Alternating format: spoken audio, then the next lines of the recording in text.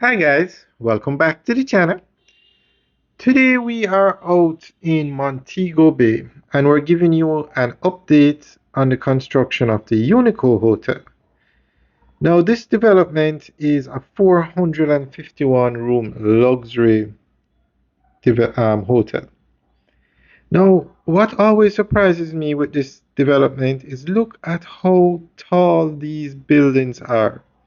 This hotel it's on a massive piece of property and it's only 451 rooms. These rooms must are going to be massive. So this is one tower. Looks like 10 floors. And then on the left is another tower.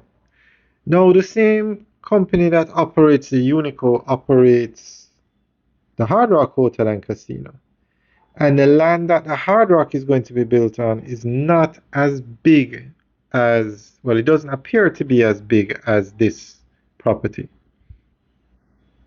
And the Hard Rock is going to be over 1,000 rooms.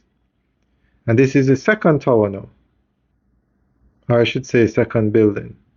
Definitely over 10 floors also. So to the left of where this building is where they're going to be building the Hard Rock Hotel. They haven't started yet, but the latest update is that they are to start when this one finishes. That land, that green space that you see on the left, that's where the Hard Rock is going to be. So this hotel should finish this year. They're very advanced with it, so I'm assuming this will finish this year and the Hard Rock will start later in the year or early next year.